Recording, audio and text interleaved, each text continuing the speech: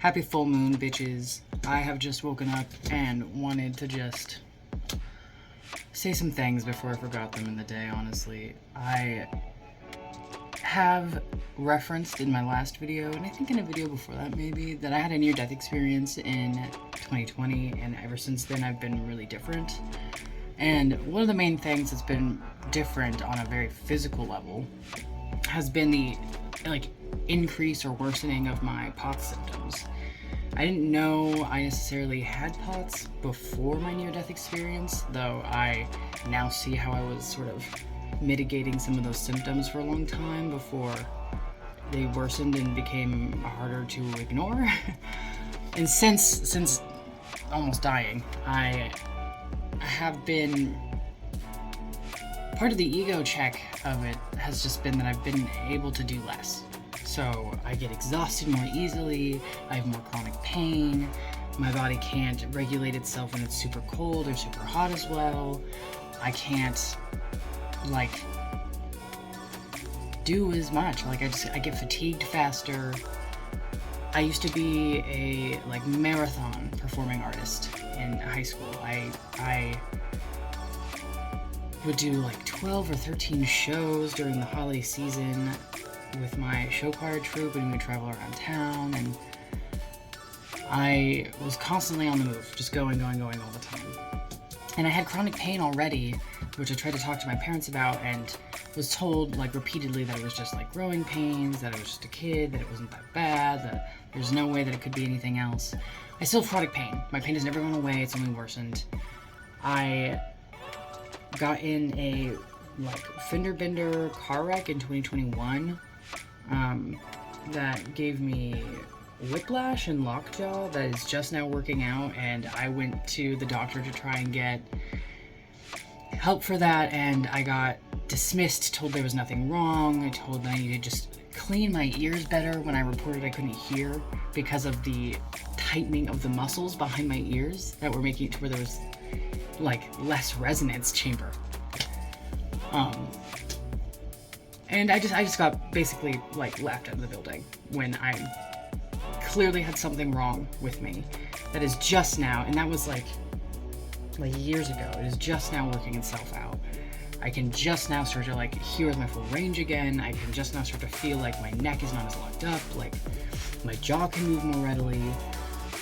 I never used to have jaw issues. I used to have a partner who had TMJ and a best friend who had TMJ, and I would always be agog at the way that their jaws moved because it sounded so painful. And then while I had lockjaw, it was similar to how I felt my jaw moving. And I thankfully don't think I have any spurs or anything from it, but we don't know yet what the long-term effect is. I'm right now trying to get myself into the doctor with a primary care physician so that way I can sort of talk over this stuff and we can get myself some blood work and get me checked out, but I have just had a cornucopia of health problems that have been absolutely not helped by any of the healthcare practitioners I've seen over the last couple of years, and it's made it really difficult to feel like I'm gonna get any help if I go. It's made it really difficult to feel like I'm not going to be told I'm making it up again. It's made it really difficult to feel like I will be believed, that I will receive help even if I am believed. It makes it really hard to make a doctor's appointment because I just can't handle someone telling me it's all fake again when my entire life has had to change because of this condition that I'm in now. I have been terrified that I am dying without knowing it for a long time, and it's probably just my variable disability, but I can't keep ignoring it because things get worse then. But I am so scared. I'm so scared of what is going to be said to me about it, and of being blamed for not getting help sooner, even though I've been trying and it's not worked. I didn't plan to cry in this video. I can't not take care of myself. But I am so scared that in trying to take care of myself, I'm going to be invalidated and I'm going to be sent spiraling on the same cycle I've been through for years now and trying to get help. So it's really hard to talk about this directly with anyone. I feel really bad a lot of the times when I like try to vent about my problems to people because I don't have a ton of people in my life that I can talk to. So like when I do, I just like feel so bad that I'm just dumping everything out on them, you know? But we have to talk about what's going on with us. We have to talk about our problems. We can't just bury them inside of us. I know from a lifetime of repression that actually just makes things worse. Makes things a lot worse. But it's a lot scarier to try and do the vulnerable thing of saying, hey, I'm scared. Hey, I'm afraid. Hey, I don't know if I'm okay. And to have to give someone the opportunity to show up for you. Or decide they don't want to. Our system is really fucked up right now, and I don't know how long I'll get to even have healthcare for. So it feels like if I don't at least try to get some things taken care of before things get worse, I'll just have fucked myself. So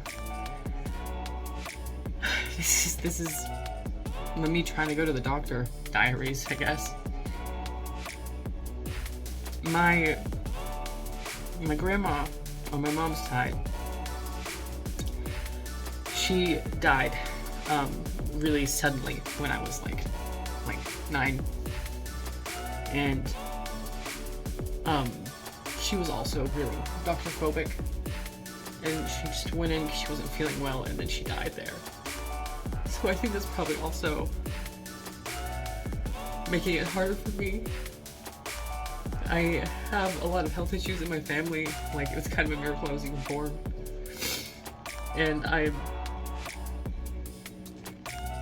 just dealing with a lot of baggage, a lot of medical baggage that I didn't really necessarily know I was holding until trying to get myself care and being invalidated and just having all of that activated in my adult body.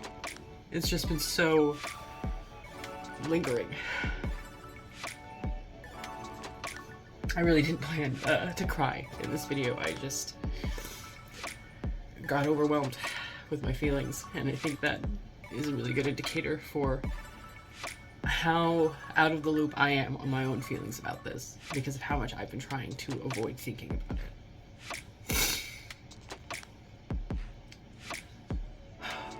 Both of my parents were healthcare practitioners when I was a kid, so like part of the time that I was being invalidated about my pain and part of the time I was being neglected was when they, in my child mind, should have known that I needed care, should have been able to provide it, and they weren't there to give it to me. I had a traumatic knee injury as a child. That is one of my earliest memories, and to this day my knee is fucked up, and I have no idea if anyone took me to the doctor about it. I don't know. I don't have any memories from it, so I can't be sure. All I remember is being carried back to the trailer because I couldn't walk, and that's in third person, so I don't know what happened. All I know is that I still have a scar and my knee still hurts when it rains. It's still stiff. Some days I can't walk, and I had to buy my own cane about it. I have a lot of medical trauma, and I didn't realize it because of all the other trauma I've been trying to hold on to and also deal with and bear. So this one's a little bit more confessional than I typically like my videos to be, but I am not ashamed of being vulnerable. It makes me scared, but I'm not ashamed of being vulnerable, and I don't want to model that it is something to be ashamed of.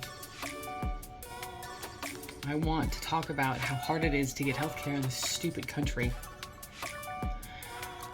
especially during this time where I feel like it is going to be even more difficult.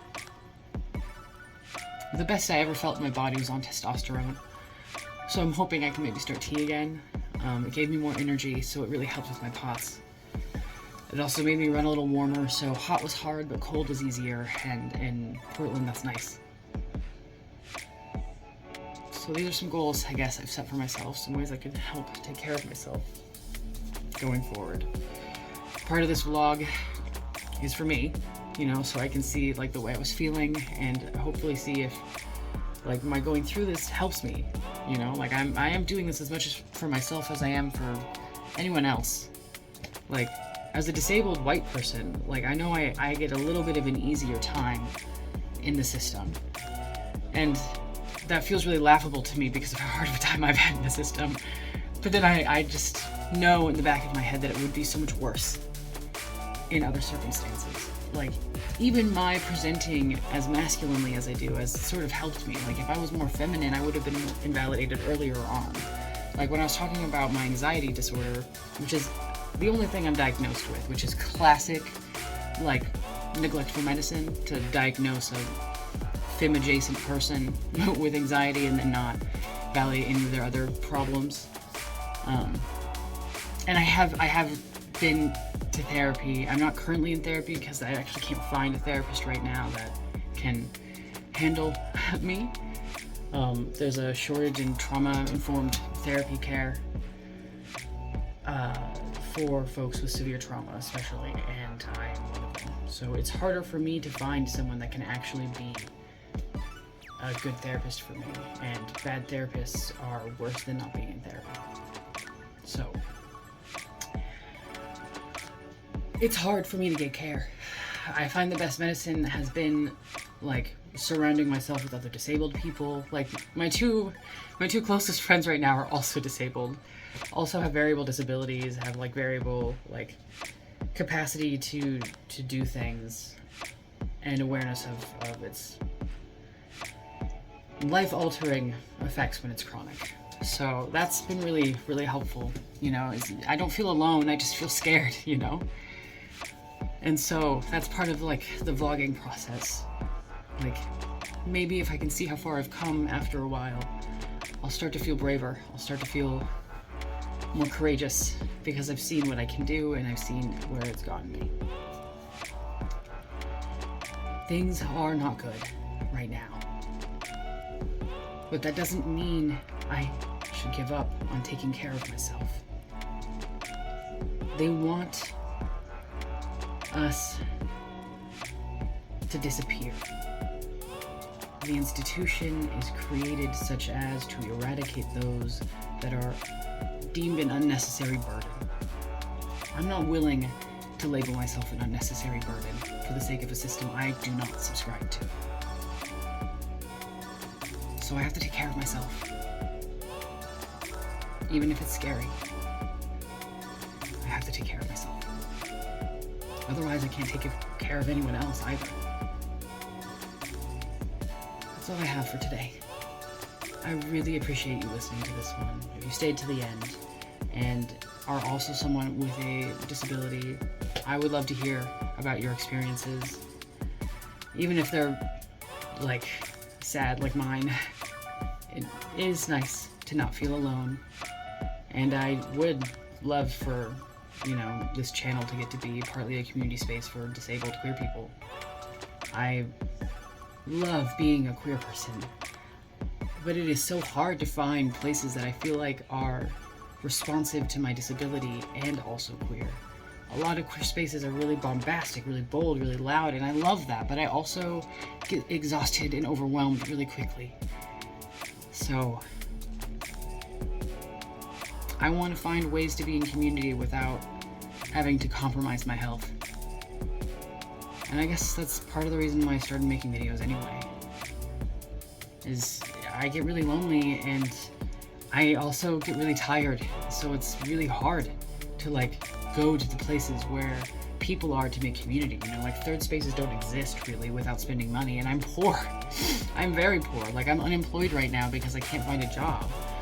I guess I'm technically self-employed because me and my partner, we sell our art. But if not for that, like, they have a part-time job also, and so that helps. But we're struggling all the time. It is hard to be for real about it, because it also feels like there's so many other people who need more help than me, because I at least get to have a place that I sleep every night. I at least have food most days. You know, I at least have someone who loves me at the end of the day. Those things are privileges. And I feel so acutely aware of it. And yet I still also deserve better. They deserve better, and I deserve better too. So I have to take care of myself. And I hope you do too. Thanks for listening. Comment below if you feel called to do so. Subscribe if you feel like you're interested to see how this goes, because I will absolutely be making more of these kinds of videos. And with that, I hope you have a beautiful day in some way. I love you. Have a good one.